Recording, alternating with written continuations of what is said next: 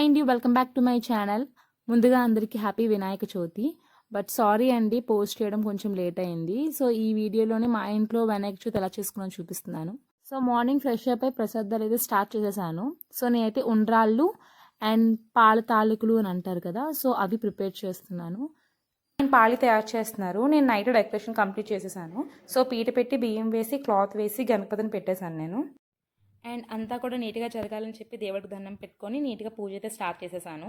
And every year నేను వినాయక చవితికి బొమ్మను అయితే ఇంట్లో తయారు చేస్తాను, మట్టి బొమ్మని, నాకు ఊహ తెలిసిన దగ్గర నుండి. అంతేకాకుండా మా మమ్మీ వాళ్ళు వేరే బొమ్మ కూడా పెట్టేవారు. బట్ ఈ ఇయర్ మాత్రం నేను చేసిన బొమ్మకే పూజ చేసుకున్నాం. కొన్న బొమ్మ కన్నా మన చేతితో మనం తయారు చేసుకొని చేసిన బొమ్మకి అయితే మనం ఇంకా చాలా హ్యాపీగా ఫీల్ అవుతాం కదా. సో నేను అలాగే ఫీల్ అయ్యాను. నేను తయారు చేసిన బొమ్మకే నేను పూజ చేసుకున్నానని. డెకరేషన్ అయితే ఇలా అయింది. సో పూజ కంప్లీట్ అయిపోయిందండి. పూజ కంప్లీట్ అయిపోయాక కథ విని అక్షంతలు జల్లుకున్నాము. అండ్ వినాయక చవితి అంటే పెద్దల కన్నా పిల్లలకే చాలా ఇష్టం ఉంటుంది. సో చిన్నప్పుడు బుక్స్ తెమ్మనగానే ప్రతి బుక్కి పట్టుకెళ్ళిపోయి ఓం అని రాసుకునే వాళ్ళం. సో పూజ అయితే కంప్లీట్ అయిపోయింది, హారతి ఇచ్చేసాము. సో ఈవినింగ్ అయితే వినాయకుడిని నిమజ్జనం ఇంట్లోనే చేసాము. టబ్లో వాటర్ వేసి గంగాజలం వేసి పువ్వులు అక్షంతులు పసుపు కుంకుమ వేసాను. గణపతికి హారతి ఇచ్చి నిమజ్జనం చేశాను. సో మా ఇంట్లో వినాయక చవితి ఎలా జరిగింది, మీ ఇంట్లో ఎలా జరిగింది కామెంట్ సెక్షన్లో కామెంట్ చేయండి. నా వీడియో కనుక మీకు నచ్చినట్లయితే సబ్స్క్రైబ్ టు మై ఛానల్.